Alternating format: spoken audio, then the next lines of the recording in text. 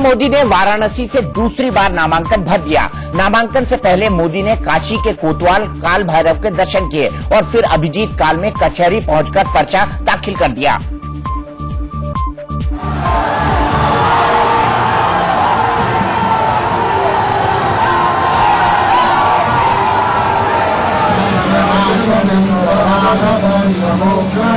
फिर एक बार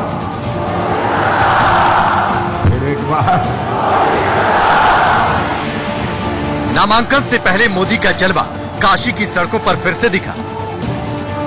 कल रोड शो के दौरान जितनी भीड़ उमड़ी थी उतनी ही तादाद आज भी दिखाई दी। पीएम मोदी ने सुबह सवेरे सबसे पहले बीजेपी कार्यकर्ताओं को संबोधित किया और चुनाव की कुछ बारीकियां समझाई।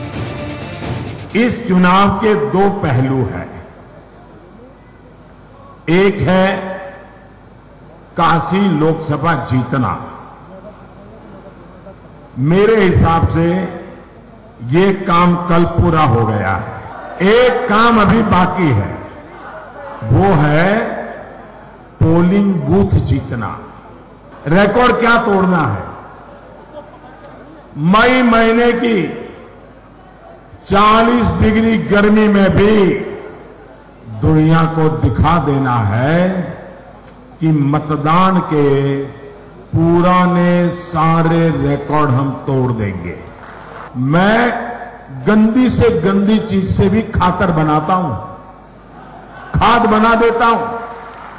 कितना ही गंदा कूड़ा कचरा हो, मैं उसमें से खाद बनाता हूं और उसी से कमल खिलाता हूं। मोदी ने कार्यकर्ताओं को चुनाव जीतने का जो मंत्र दिया उसे सुनकर कार्यकर्ता जोश में आकर मोदी मोदी के नारे लगाने लगे।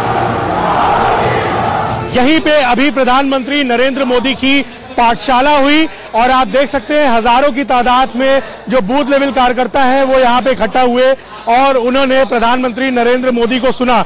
आइए यहाँ पे जो बूथ लेवल कार्यकर्ता हैं उनसे बात करते हैं, उनसे पूछते हैं जो लक्ष्य प्रधानमंत्री मोदी ने यहाँ पे कार्यकर्ताओं को दिया है क्या कुछ वो समझ पाए हैं और क्या लगता है इस बार का चुनाव कैसे रहने वाला है। नाम बताइएगा। मदन मोहन तिवारी। कहाँ से आए? बस यही बनारस से ही लोकसभा, वाराणसी लोकसभा से हैं। आज मोदी जी ने क्या लक्ष्य दिए आप लोगों को? मोदी जी ने हमको बूथ, अपना सबसे पहले बूथ जीतने का लक्ष्य दिया है। बूथ जीत गए तो हम चुनाव जीत गए। सभी कार्यकर्ता अपने अपने बूथ को जीतेंगे तो हमारे वाराणसी लोकसभा से मोदी जी की ऐतिहासिक जीत होगी। मोदी जिस वक्त कार्यकर्ताओं से मिल रहे थे उस दौरान एनडीए के घटक दलों के नेता मोदी के नामांकन में शामिल होने पहुंचने लगे। उनके स्वागत के लिए शहनाई बज रही थी। पीछे आपको अगर दिखाई पड़ रहा होगा कि शहनाई बजाने वाले लोग भी बैठे हुए हैं। हमने जब नेताओं से पूछा तो उन्होंने कहा कि ये शुभ होता है इसलिए खास तौर पे इनका इंतजाम कराया गया है, खास स्वागत की व्यवस्था की गई है। मोदी ने पर्चा दाखिल करने से पहले एनडीए नेताओं से मुलाकात की। अकाली नेता प्रकाश सिंह बादल के पैर छूकर आशीर्वाद लिया। बादल ने मोदी बनाम विपक्ष की जंग को चींटी और हाथी की लड़ाई बता दिया। हिंदुस्तान के लोगों ने ये सोचना है कि हमारा प्राइम मिनिस्टर कौन हो।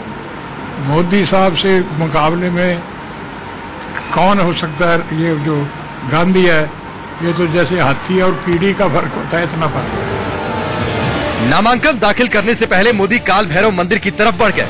मोदी मंदिर से कुछ दूर गाड़ी से उतरकर पैदल चलने लगे। रास्ते में बच्चे मिले तो उनसे भी बात की।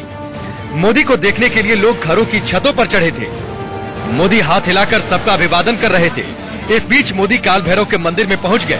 काल भैरव पर तेल चढ़ाया, पूजा अर्चना की और जीत का आशीर्वाद मांगा।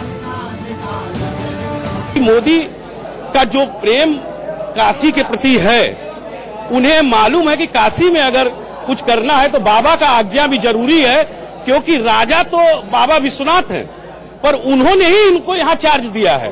तो जब तक आप काशी के कोतवाल से चार्ज नहीं लेंगे, जब तक उनका आशीर्वाद नहीं लेंगे, तब तक कोई काम नहीं होगा। मंदिर से बाहर आकर मोदी कलेक्टर दफ्तर की तरफ बढ़ चले। करीब 1.25 किलोमीटर की दूरी 1.5 घंटे में पूरी हुई। मोदी जब कचहरी पहुंचे तो वहां 4 प्रस्तावक पहले से मौजूद थे। ये प्रस्तावक साल 2014 से अलग थे। इस बार पीएम नरेंद्र मोदी के प्रस्तावकों में मणिकर्णिका घाट के रहने वाले डोमराजा के बेटे जगदीश चौधरी, पंडित मदन मोहन मालवीय की मुंहबोली बेटी अन्नपूर्णा शुक्ला, कृषि वैज्ञानिक रामशंकर पटेल और संघ कार्यकर्ता सुभाष गुप्ता शामिल थे। मोदी ने कलेक्टर को एफिडेविट देने से पहले प्रस्तावक अन्नपूर्णा शुक्ला के चरण स्पर्श किए और जीत का आशीर्वाद मांगा। हमने अपने दिल की बात उनसे की और जो हमारे मन में जो गहराई से भावना उनके लिए वही मैंने व्यक्त किया। मुझे कहा गया कि आप यहाँ बैठें, और भी कई लोग थे। जब मोदी जी आए तो वो लोग गए हमारे पास और आकर जैसे वो खड़े हुए तैसे हमारे मुंह से अपने आप निकला कि मैं माँ की भावना से आपको आशीर्वाद दे रही हूँ कि आपने उस सर पर हाथ रखे, जैसे देश अब तक संभाला है इससे और अच्छी तरह संभाले। अन्नपूर्णा से आशीर्वाद देने के बाद मोदी ने कलेक्टर को एफिडेविट पढ़कर सुनाया। एफिडेविट को अपने के बाद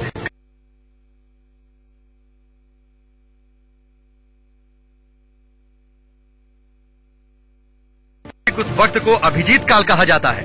उस वक्त में कोई भी कार्य किया जाए तो वो सफल होता है। इसीलिए मोदी ठीक 11:45 पर नामांकन दाखिल करने के लिए कलेक्टर के दफ्तर में मौजूद थे। मोदी ने मुहूर्त तो शुभ चुना, लेकिन देश की जनता उन्हें कितना शुभ मानती है ये 23 मई को पता चल जाएगा।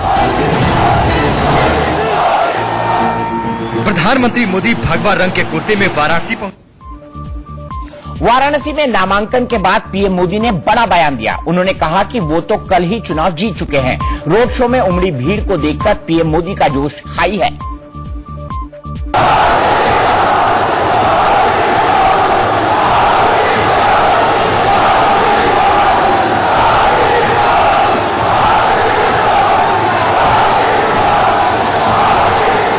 अब की बार फिर मोदी सरकार।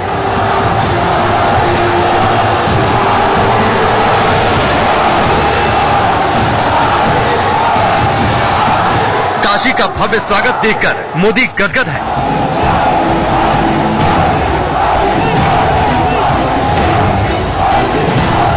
काशी में गुरुवार को मोदी समर्थकों ने 25 क्विंटल गुलाब की पंखुड़ियां उड़ेलकर अपना प्यार दिखाया तो मोदी के नामांकन में एनडीए का पूरा कुनबा ही उतर गया।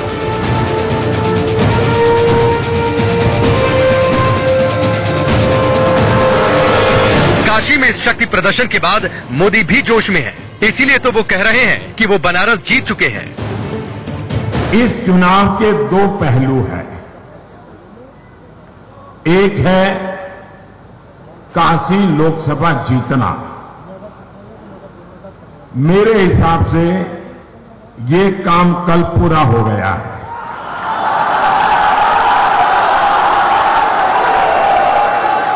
हो गया है ना।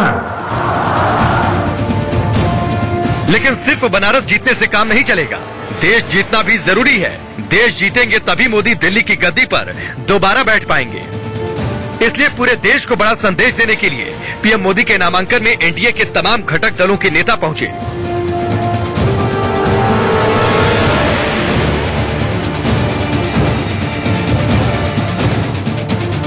अपना दल की अनुप्रिया पटेल, लोक जनशक्ति पार्टी के रामविलास पासवान, अकाली दल के प्रकाश सिंह बादल, शिवसेना के उद्धव ठाकरे, जनता दल यूनाइटेड के नीतीश कुमार और एआईएडीएमके के पन्नीर सेल्वम जैसे दिग्गज मोदी के साथ खड़े नजर आए।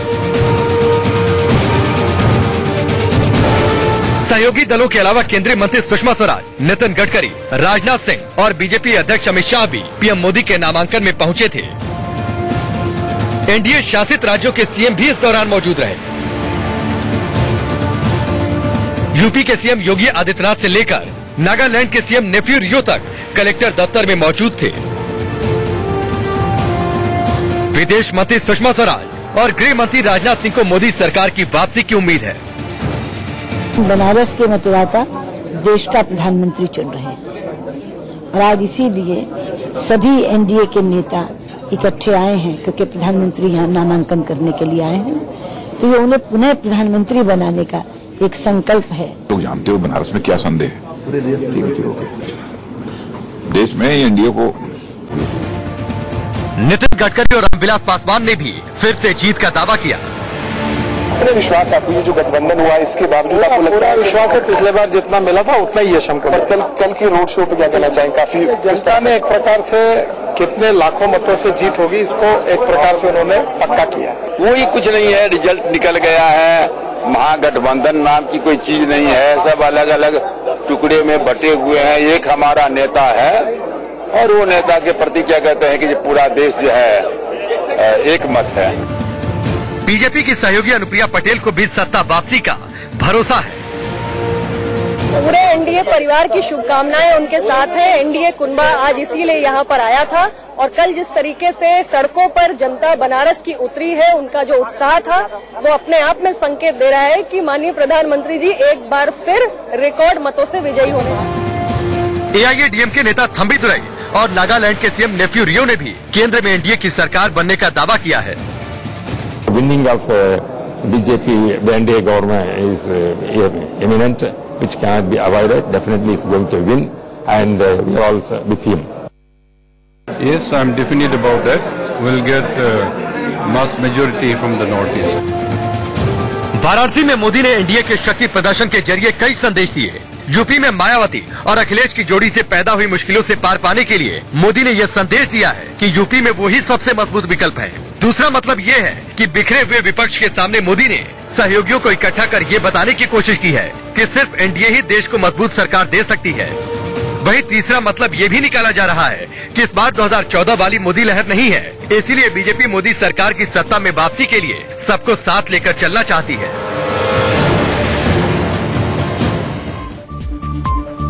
नामांकन भरते वक्त पीएम मोदी ने जो हलफनामा दिया है उसके मुताबिक उनकी आय पिछले 5 साल में 2 गुनी हो गई है। आइए देखते हैं देश के प्रधानमंत्री के पास कितनी संपत्ति है।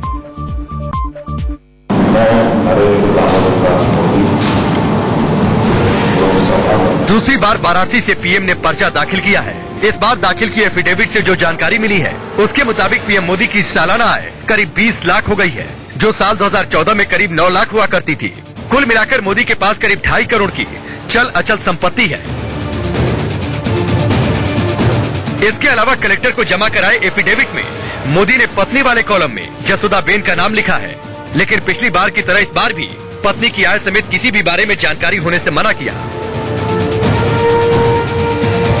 शपथ पत्र के मुताबिक 2014 में मोदी की आय 9,69,711 रुपए थी, जो साल 2019 में बढ़कर 19,92,520 रुपए हो गई। यानी पिछले 5 साल में आय दोगुनी हुई है। पीएम मोदी के पास बैंक में कुल जमा 4,143 रुपए है। पीएम मोदी का ये खाता एसबीआई में है। एसबीआई की उसी शाखा में मोदी की 1,27,81,574 रुपए की फिक्स्ड डिपॉजिट है। अगर बात करें ज्वेलरी की तो मोदी के पास 45 ग्राम की 4 अंगूठियां हैं, जिनकी कीमत 1,13,800 रुपए है। अचल संपत्ति में गुजरात के गांधीनगर में करीब 3500 स्क्वायर फीट का एक प्लॉट है, जिसकी कीमत वर्तमान में करीब 1 करोड़ 10 लाख रुपए है। हलफनामे के मुताबिक पीएम मोदी के पास 38,750 रुपए कैश के रूप में है, साथ ही 1,90,343 का जीवन बीमा है। इसके अलावा पीएम मोदी ने अपनी शिक्षा के बारे में जो जानकारी दी है उसके मुताबिक 1967 में 12वीं गुजरात बोर्ड से की है। 1978 में दिल्ली विश्वविद्यालय से बीए की डिग्री ली है, जबकि 1983 में अहमदाबाद में गुजरात यूनिवर्सिटी से एमए किया है। 2014 की मोदी लहर में बीजेपी ने नरेंद्र मोदी को वाराणसी से उतारकर यूपी की हवा ही बदल दी थी। देश को कई प्रधानमंत्री दे चुकी यूपी की धरती से एक और प्रधानमंत्री निकल आया था। 2014 में काशी ने कैसे मोदी को दिल्ली की गद्दी तक पहुंचाया, वो भी देखिए।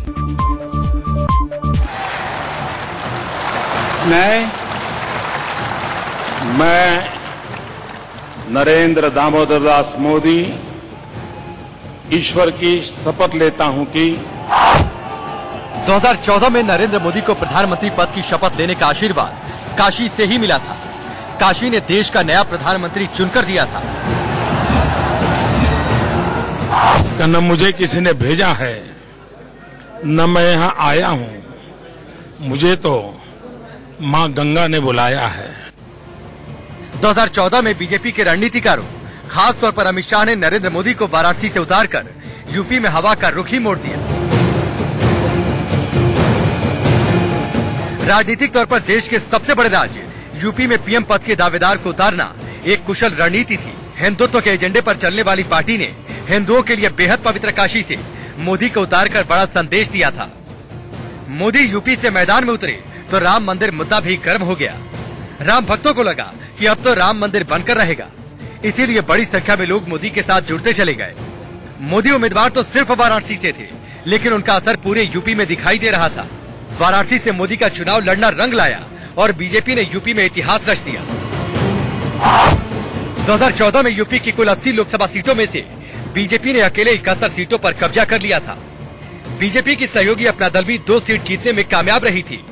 देश की दूसरी सबसे बड़ी पार्टी कांग्रेस सिर्फ रायबरेली और अमेठी सीट ही जीत पाई थी। वहीं समाजवादी पार्टी सिर्फ 5 सीटों पर ही जीत सकी थी। वोट शेयर के लिहाज से देश की तीसरी सबसे बड़ी पार्टी बहुजन समाज पार्टी का तो यूपी में खाता तक नहीं खुला था। 2014 के चुनाव में पीएम मोदी ने वाराणसी के साथ साथ वडोदरा से भी चुनाव लड़ा था।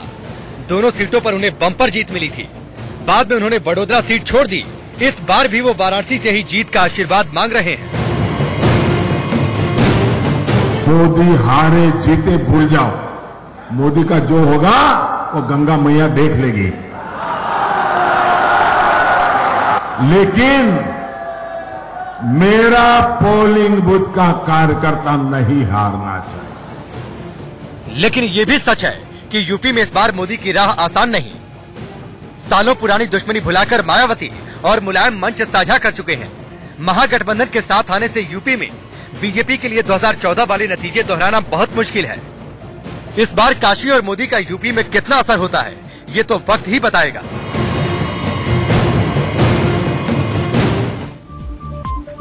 पीएम मोदी ने लगातार दूसरी बार वाराणसी से नामांकन दाखिल किया है, लेकिन जब से पीएम मोदी काशी का प्रतिनिधित्व एक सांसद के तौर पर कर रहे हैं, तब से शहर कितना बदला है, आइए आपको बताते हैं।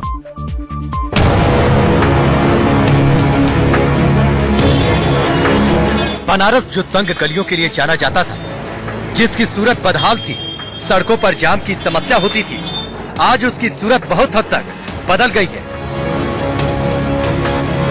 ऐसा लग रहा है मानो काशी अपनी पुरानी भव्यता और वैभवता को पाने के लिए आगे बढ़ रही है। गंगा घाट पहले के मुकाबले साफ सुथरे नजर आ रहे हैं, जिन्हें देखने के बाद कहा जा सकता है कि प्रधानमंत्री की स्वच्छता मुहिम, जिसके लिए उन्होंने खुद फावड़ा उठा लिया था, वो रंग ला रही है। प्रधानमंत्री बनने के बाद पीएम मोदी ने काशी को क्योटो बनाने का वादा किया था। 5 साल में काशी को क्योटो बनाना तो मुश्किल है, लेकिन मोदी के काशी आने के बाद इसकी तस्वीर काफी बदली है। वाराणसी में पीएम मोदी ने देश के पहले कंटेनर कार्गो सेवा की भी शुरुआत की। ये बंदरगाह गंगा नदी पर हल्दिया वाराणसी जल परिवहन सेवा के तहत बनाया गया है। बनारस से हल्दिया तक जाने वाला यह देश का पहला वाटरवे है और इसको प्रधानमंत्री नरेंद्र मोदी ने पिछले साल 12 नवंबर को राष्ट्र को समर्पित किया था। उसके साथ ही प्रधानमंत्री नरेंद्र मोदी ने पश्चिम बंगाल से आए हुए कार्गो को रिसीव करने का भी काम किया था। मोदी के काशी आने के बाद काशी की सूरत लगातार बदल रही है। बदलती काशी की तस्वीर सिर्फ हिंदुस्तानियों ने ही नहीं, फ्रांस और जापान जैसे बड़े बड़े देशों के राष्ट्राध्यक्षों ने भी देखी। फ्रांस के राष्ट्रपति इमैनुअल मैक्रोन जब पिछले साल पीएम मोदी के साथ बनारस आए थे, तो दोनों नेताओं ने बोट डिप्लोमेसी की थी। दोनों नेता 80 घाट से नाव में बैठे और 3 किलोमीटर दूर दशाश्वमेध घाट गए थे। इससे पहले पीएम मोदी के साथ दिसंबर 2015 में जापान के पीएम शिंजो आबे भी बनारस आए थे। जापान के पीएम शिंजो आबे ने यहाँ गंगा आरती भी की थी। बात गंगा घाटों की सफाई, सड़क हाईवे का निर्माण या बुनकरों की मदद और उनके पुनरुद्धार के कार्यक्रमों की करे, तो मोदी सरकार में बनारस के लिए एक से बढ़कर एक योजनाएं शुरू हुई। लेकिन काशी के लिए जो सबसे बड़ा काम माना जा रहा है, काशी विश्वनाथ कॉरिडोर, क्योंकि माना जा रहा है कि इसके शुरू होने के बाद काशी की सूरत सचमुच बदल जाएगी। उसे तंग गलियों से निजात मिलेगी। बनारस में 380 करोड़ की लागत से काशी विश्वनाथ कॉरिडोर बन रहा है।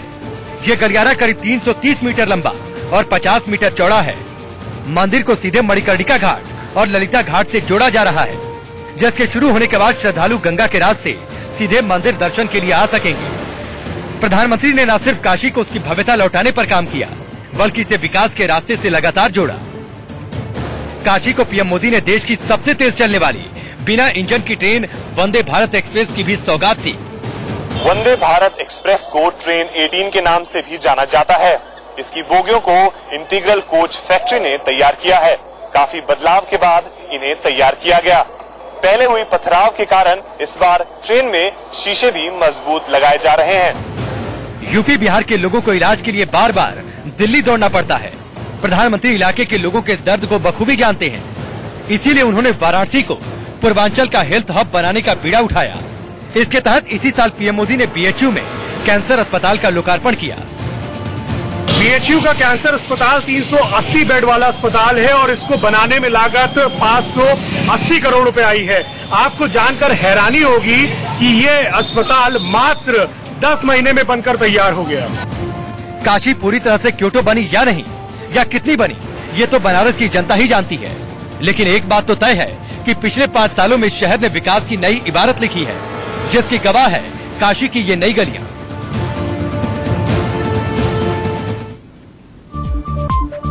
तो नहले पे दहला में एक ब्रेक, लेकिन ब्रेक के बाद भी रफ्तार और विस्तार से खबरों का सिलसिला जारी है।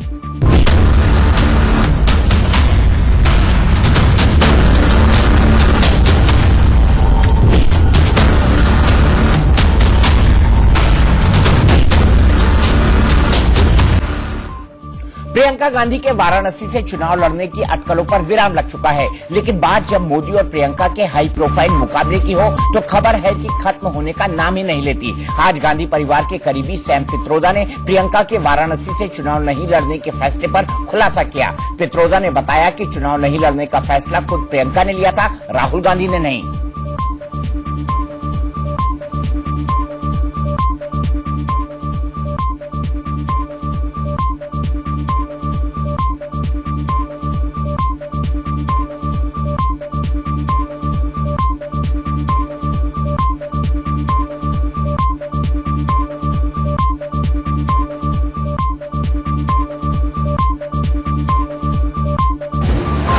प्रियंका के चुनाव नहीं लड़ने पर कांग्रेस का पलटवार।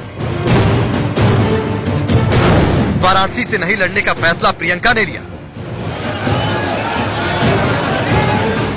कांग्रेस ने जब से प्रियंका के बजाय अजय राय को उम्मीदवार बनाया है, कांग्रेस पर सवाल उठ रहे थे। प्रियंका राहुल पर सवाल खड़े किए जा रहे थे। कहा जा रहा था कि मोदी से मुकाबले में राहुल डर गए। राहुल नहीं चाहते कि बहन का राजनीतिक करियर शुरू होने से पहले ही खत्म हो जाए, लेकिन विरोधियों पर कांग्रेस ने पलटवार किया है। ओवरसीज कांग्रेस के चेयरमैन और गांधी परिवार के करीबी सैम पित्रोदा ने आज एक प्रेस कॉन्फ्रेंस में साफ किया कि वाराणसी से चुनाव नहीं लड़ने का फैसला खुद प्रियंका गांधी का था। खुद ने सोचा कि rather than concentrating on one seat, it was finally hers and she decided it. Congress सूत्रों का कहना है कि प्रियंका के वाराणसी से लड़ने का प्रस्ताव कभी भी पार्टी के स्तर पर सामने नहीं आया। यहाँ तक कि प्रियंका का नाम ना तो कांग्रेस स्क्रीनिंग कमेटी और केंद्रीय चुनाव समिति के पास आया। वाराणसी से पार्टी की ओर से सिर्फ एक नाम अजय राय का ही बढ़ाया गया, जिसे पार्टी ने फाइनल किया। प्रियंका गांधी जी के चुनाव लड़ने न लड़ने का फैसला पार्टी का फैसला है। खुद प्रियंका जी ने भी यही बात कही थी और सिर्फ बनारस की नहीं कही थी, उन्होंने कहा था जहां भी पार्टी उनको कहेगी वो चुनाव लड़ने के लिए तैयार है। पार्टी ने महसूस किया कि वो कैंपेन करेंगी तो ज्यादा अच्छा होगा। देखिए, वाराणसी में चुनावी लड़ाई जो होने जा रही थी तो लोगों की ऐसी एक अपेक्षा थी और एक मीडिया ने बड़ी खबर फैला दी थी कि बड़ा हाई प्रोफाइल वहां पर ये होगा, रन होगा, ये नरेंद्र मोदी वर्सेस प्रियंका गांधी, तो सारे देश का ध्यान उस तरफ बढ़ जाएगा वगैरह वगैरह। मगर ये सारे मीडिया स्पेकुलेशन थे। हकीकत में कांग्रेस ने कभी नहीं कहा। प्रियंका ने ये कहा कि अगर कांग्रेस प्रेसिडेंट चाहेंगे तो मैं लड़ूंगी। प्रियंका गांधी ने पहले नाम आ रहा था प्रियंका गांधी। अब ये सवाल आप मुझसे नहीं पूछिए, ये सवाल कांग्रेस से पूछिए कि मोदी जी के सामने किसी के खड़े होने की हिम्मत नहीं है। प्रियंका के चुनाव नहीं लड़ने का फैसला किसने लिया? अब ये मुद्दा नहीं, मुद्दा ये है कि प्रियंका गांधी अब मोदी से मुकाबला नहीं कर रही है।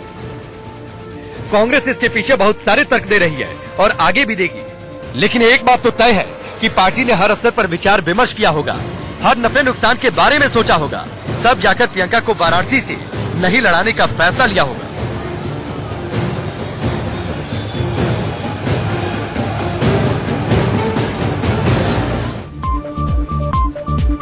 वाराणसी में मां गंगा का आशीर्वाद ले चुके पीएम मोदी 1 मई को अयोध्या जाएंगे। मोदी अयोध्या में संतों का आशीर्वाद लेकर एक लंबा रोड शो कर सकते हैं। बतौर पीएम मोदी का ये पहला अयोध्या दौरा है।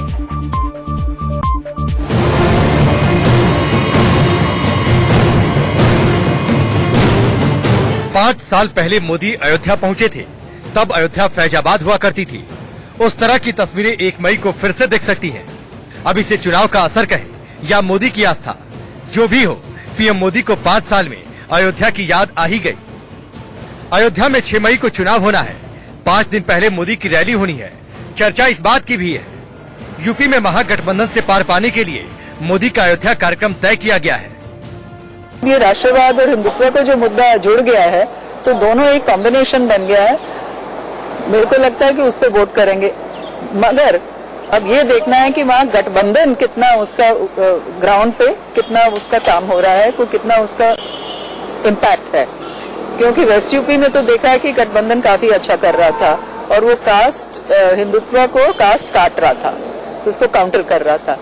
अब अयोध्या में देखना है कि कितना कर पाते हैं कि नहीं, क्योंकि पहले भी सपा वगैरह जीते हुए हैं उनके कैंडिडेट, ऐसी बात नहीं है। योगी सरकार बनने के बाद से बीजेपी अयोध्या पर ज्यादा फोकस कर रही है। इसीलिए अयोध्या में पिछले 2 साल से दिवाली धूमधाम से मनाई जा रही है। योगी आदित्यनाथ खुद भी दीप महोत्सव में शामिल होते रहे हैं।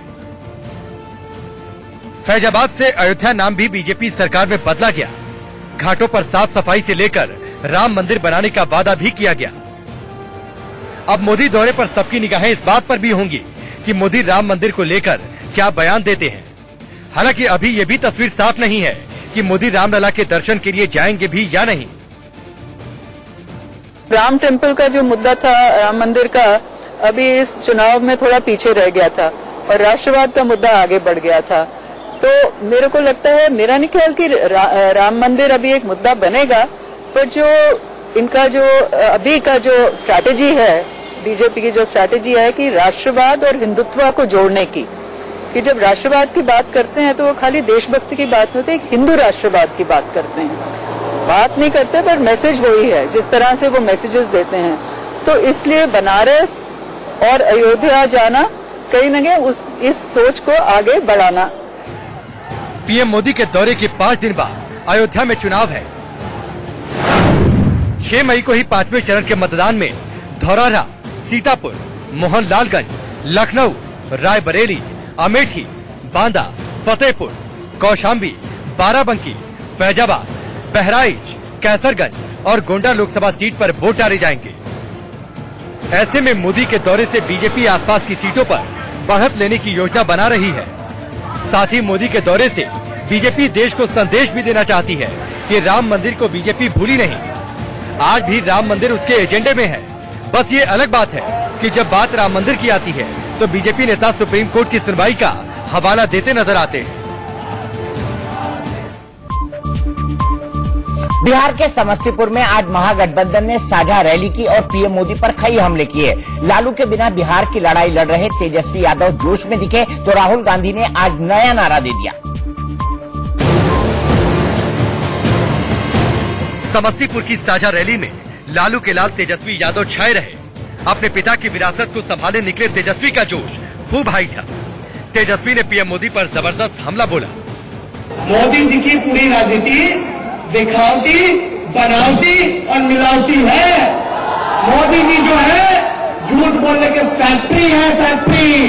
मैन्युफैक्चरर भी वही है, होलसेलर और रिटेलर भी वही है। तो आप लोग देखिए, आप बोलते हैं मोदी जी के हम चौकीदार हैं, चौकीदार।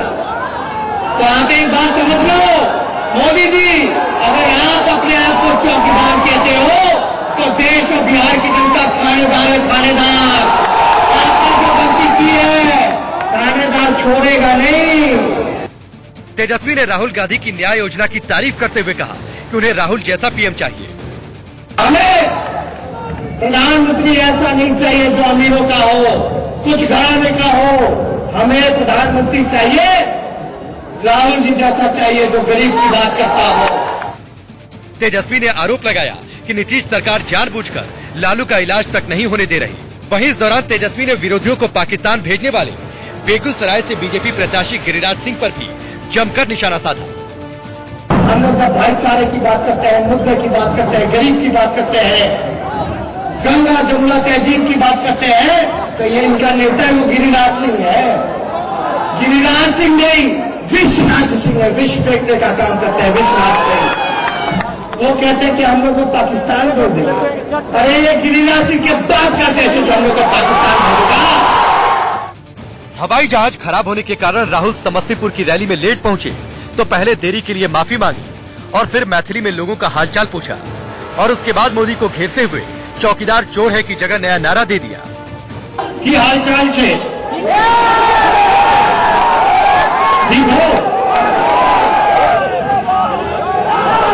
नरेंद्र मोदी जी ने आपको बहुत लूटा, दबा दबा के लूटा।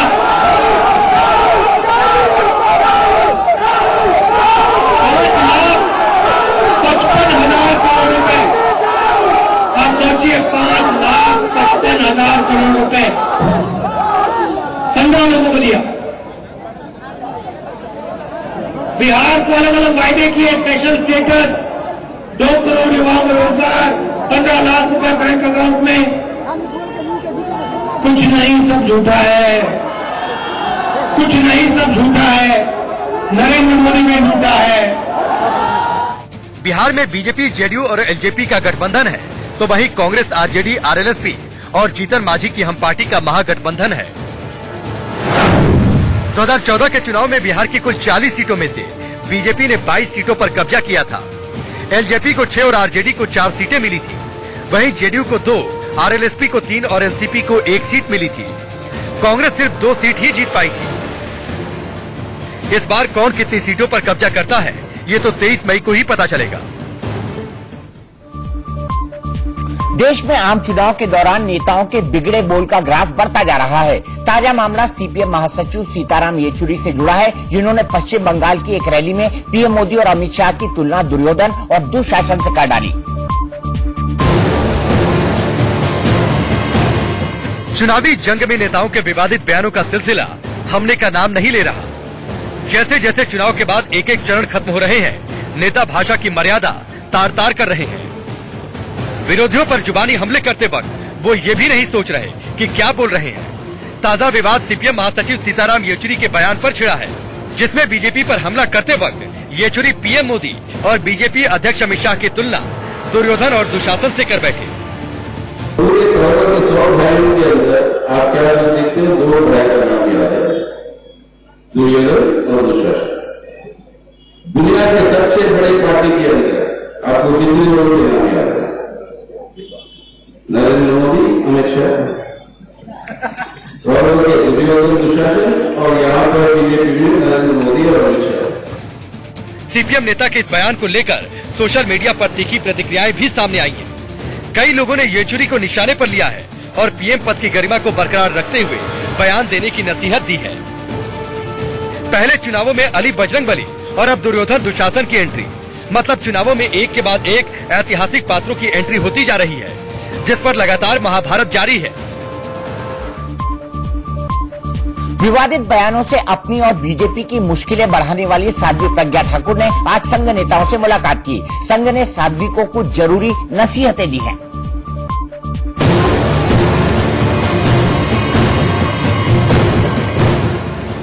भोपाल से टिकट मिलते ही अपनी बयानबाजी के कारण सुर्खियों में आने वाली साध्वी प्रज्ञा ठाकुर को संघ ने नसीहत दी है।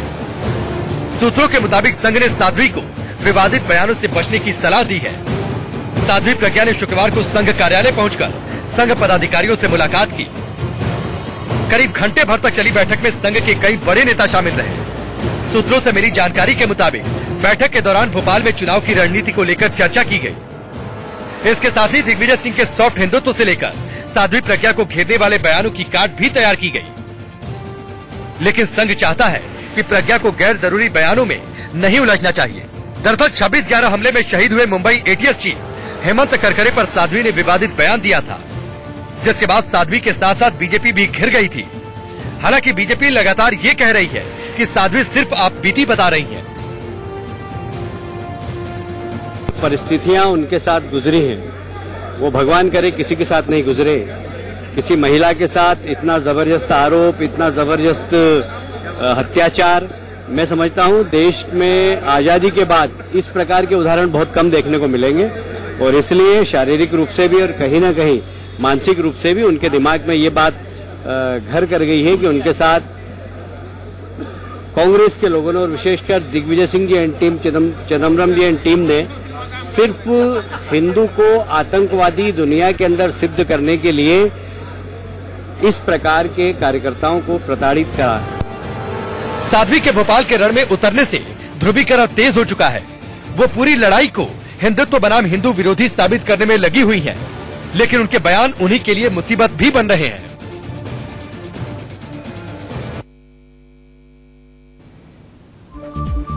बॉलीवुड से आज एक और बड़ी शख्सियत बीजेपी में शामिल हो गई। हंसराज हंस, सनी देओल के बाद आज पंजाबी गायक दलेर मेहंदी भी बीजेपी के साथ जुड़ गए हैं।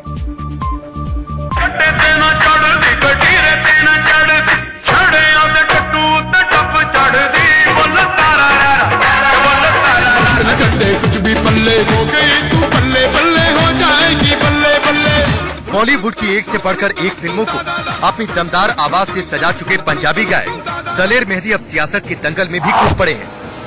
दलेर मेहंदी ने आज बीजेपी का दामन थाम लिया। मतलब जो दलेर मेहंदी अब तक फिल्मों को अपने सुरों से सजाते थे, अब अपनी दमदार शख्सियत से बीजेपी को ताकतवर बनाएंगे। और दिल मोदी मोदी हो गया भाई की करिए दिल मोदी मोदी हो गया भाई की करिए दिल मोदी मोदी हो गया भाई की करिए। हाल फिलहाल में एक के बाद एक बॉलीवुड की तीन जानी मानी शख्सियत बीजेपी के साथ जुड़ चुकी हैं। पहले हंसराज हंस, फिर सनी देओल और आज दलेर मेहंदी। सनी देओल और हंसराज हंस के बीजेपी में शामिल होते ही बीजेपी ने दोनों पर भरोसा जता दिया। सनी देओल को पार्टी ने पंजाब के गुरदासपुर और उत्तरी पश्चिमी दिल्ली से हंसराज हंस को कैंडिडेट बना दिया। माना जा रहा है कि हंसराज हंस की तरह उनके समधी दलेर मेहंदी को भी बीजेपी पंजाब से चुनावी मैदान में उतार सकती है। मैंने पे दहला में आज के लिए इतना ही, लेकिन इंडिया न्यूज पर खबरों का सिलसिला लगातार जारी है।